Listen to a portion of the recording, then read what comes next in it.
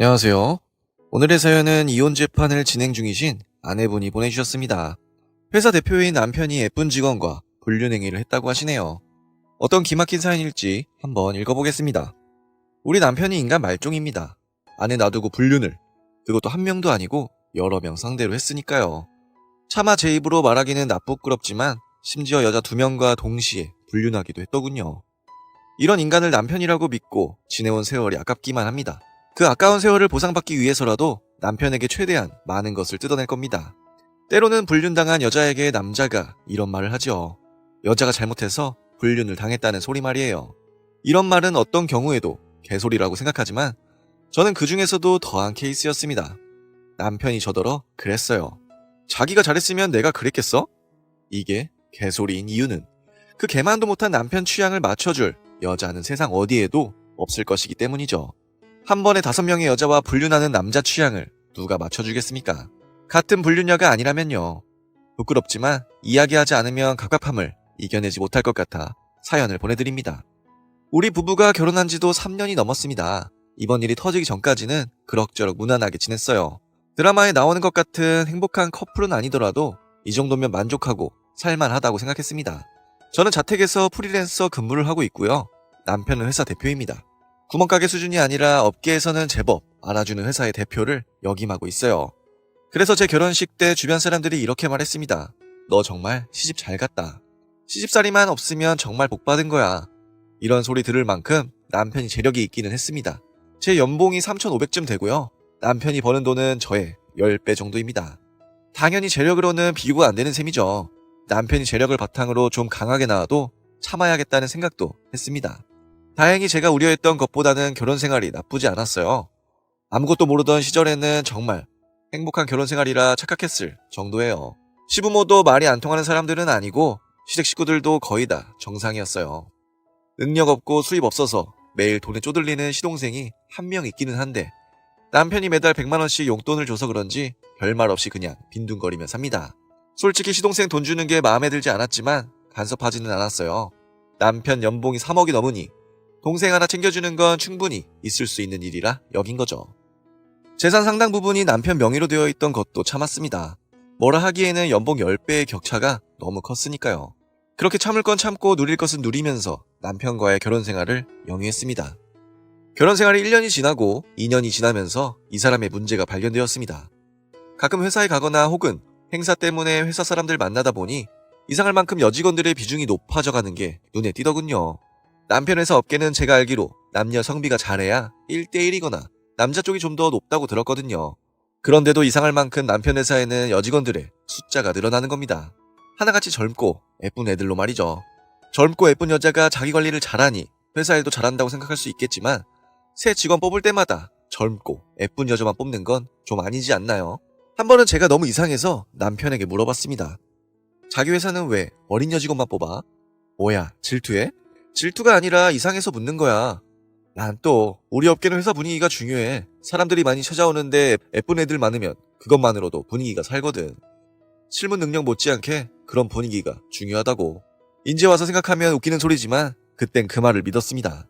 남편은 업계 전문가고 저는 그쪽 업계는 아무것도 모르는 사람이었으니까요. 그러다 작년부터 시국이 나빠지면서 남편 회사 사정도 나빠지기 시작했어요. 업계 자체의 문제라 남편 회사만의 문제는 아니었죠. 그래서 회사 사람들이 하나둘 나가기 시작했는데요. 이상하게 제가 보기에 능력 있고 나이 좀 있는 사람들은 나가고 젊은 애들은 붙어 있더라고요. 아무래도 이상했지만 남편에게 핀잔 들을까봐 차마 묻지는 못했습니다. 그러다 2달 전의 일이었어요. 늦게 들어온 남편이 엄청 피곤하다고 그대로 뻗어버렸죠. 정말 회사가 넘어가니 많이 하는 위기였기에 저도 남편을 최대한 잘 보살펴주려 했고요. 남편은 뻗은 가운데 저는 심란해서 새벽까지 잠을 못 이뤘습니다. 문득 남편 휴대폰이 울리더군요. 카톡 메시지가 몇 번이나 왔는데도 남편은 정신을 못 차려요. 평상시 같았으면 그냥 모른 척 했을 거예요. 하지만 이상한 예감이 드는 겁니다. 아무리 업계 위기라도 새벽에 카톡 보내는 업무 관계자는 없거든요. 남편 가족 중에서도 그런 사람은 없고요. 정말 이상한 생각이 들어 결국 남편 휴대폰을 몰래 보았습니다. 평생 그런 짓을 한 것이 처음이었고요. 처음 한 짓이 대박으로 돌아왔어요. 카톡을 보낸 건 어떤 여자였습니다. 본 듯한 얼굴이라 생각한 끝에 남편 회사 직원임을 기억했어요. 남편 회사 여직원이 새벽에 카톡을 보냈다? 이것만으로도 각이 나오지 않습니까? 내용을 보니 더 기가 막히더군요. 일단 새벽에 보낸 카톡 내용이 대충 이랬어요.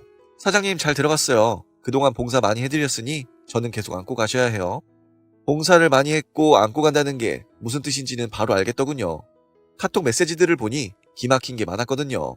무슨 호텔이 좋았다더니 언제 기회되면 또 놀러 가자느니 집에 제가 있으니 제 눈치를 보고 여행이라도 한번 가자느니 하는 식의 메시지들이 가득했습니다. 제일 기막힌 건 2달쯤 전에 오간 메시지였어요. 사장님이 여자 2명이랑 하는 걸 좋아한다면서요?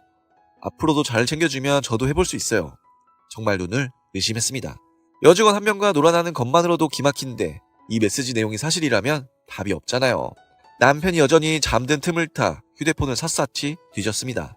이 미친놈이 무슨 짓을 하고 다녔는지 자료들이 가득하더군요. 카톡에만 애인으로 보이는 여자가 4명, 그리고 휴대폰 사진, 보관함에 나쁘끄러운 사진도 여럿 있었습니다. 두근거리는 가슴, 우왕청심환을 들이키고야 정신을 차릴 수 있었죠. 모든 것을 알게 된 저는 남편을 침대에서 굴려버렸습니다.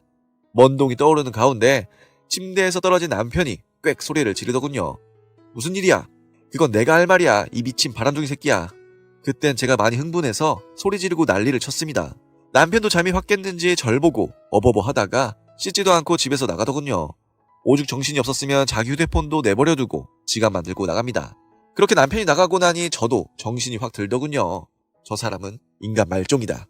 인간 말종과 어떻게 같이 사나. 같이 살기 어렵다면 방법을 찾아야 한다. 급히 인터넷을 뒤져보니 이럴 땐 증거 확보가 먼저라더군요. 그래서 남편 휴대폰에 SD카드를 빼내서 제가 확보했습니다. 바보같이 SD카드 안에 중요한 증거들을 잔뜩 모아놨더군요. 이후 본격적으로 진상 파악에 나섰죠. 남편도 어지간히 당황했는지 제가 하는 행동을 제대로 못 맞더군요. 그 틈을 노려 저는 정말 아는 인맥 총동원하여 남편이 어떤 인간인지 파헤쳤습니다. 알고 보니 정말 기가 막히더군요. 먼저 남편 회사는 거의 망하기 직전이었습니다. 회사가 위태위태한데 유능한 직원들은 대거 나가고 능력 떨어지는 젊은 여직원들만 전뜩 남아있는 꼴이었어요. 그것들이 왜 남아있었냐고요? 그중 절반이 남편이랑 붙어먹은 경험이 있어서였죠. 10명 가까이 되는 젊은 애 중 절반이 남편이랑 한 경험이 있는 수준이더군요. 그 애들은 남편에게 대가를 받기도 하고 회사에서도 대우 잘 받으면서 지냈고요. 그렇게 남편이 중동의 왕족인 양 여자아이들이랑 놀아나는 사이 회사는 점점 망하고 있었던 거죠. 이런 쪽 조사를 잘하는 제 지인이 제게 이렇게 말하더군요. 이건 진짜 답이 없다. 회사도 망할 것 같고 조만간 재산도 다 넘어갈 것 같으니 받아낼 만큼 받아내고 이혼해. 그럴 거야. 저는 곧바로 남편에게 이혼을 통보하고 절차를 밟기 시작했습니다. 재산 절반이랑 위자료를 내놓으라고 했죠. 동시에 남편과 놀아난 내연녀들을 모조리 알아내서 걔들 모두에게 위자료 청구를 함께 걸었어요. 5명에게 위자료 청구를 걸었으니 당연히 동네방네 소문 다 났죠. 남편 업계에서도 소문이 자자하게 났더군요. 그 회사 사장이 여직원 여럿이랑 불륜하다 이혼 재판 걸렸다고요. 그 소문 때문인지 모르겠지만 며칠 전 남편 회사가 문을 닫았습니다. 그러고도 아직 정신을 못 차린 남편은 제게 욕을 하기도 했어요. 제가 사소한 일을 크게 벌여서 자기 회사까지 망했다는 식이었죠. 그런 뻔뻔스러움에 다시 한번 실망했습니다. 어차피 5자리를 걸치면서 불륜한 것만으로도 결혼 생활 이어나갈 생각이 조금도 없었지만요. 자기 잘못도 모르는 꼬락서니를 보고 있자니 더욱 헤어져야겠다는 생각이 굳어지더군요. 지금은 한창 이혼 재판 진행 중입니다. 변호사 말로는 현재 남편 재산 기준으로 30%의 위자료를 가져올 수 있을 거라고 하더군요. 남편 회사가 휘청휘청하는 걸 생각하면 나쁜 돈은 아닙니다. 하루빨리 이혼 재판 마무리 짓고 뺏을 만큼 뺏고 혼자 살아야겠습니다. 물론 불륜녀들에게도 받을 건 다 받을 거예요. 한 명은 제가 요구한 만큼 위자료를 미리 주기에 재판을 안 걸었는데 나머지 4명은 재판을 건 상태입니다. 이혼 끝나면 남편이 망한 회사 붙들고 젊은 년이랑 살든 말든 제할 바 아닙니다. 저는 그저 남편 돈이나 푸짐하게 뜯어서 화려한 독식 생활을 즐기고 싶을 뿐입니다. 네, 오늘의 사연은 여기까지입니다. 확실히 남편분의 행동이 도에 지나치셨네요. 용서하기 어려운 남편이라면 빨리 헤어지는 게 정답일 것 같습니다. 그럼 저는 다음 사연으로 돌아올 테니 구독과 좋아요, 알람 설정 부탁드려요.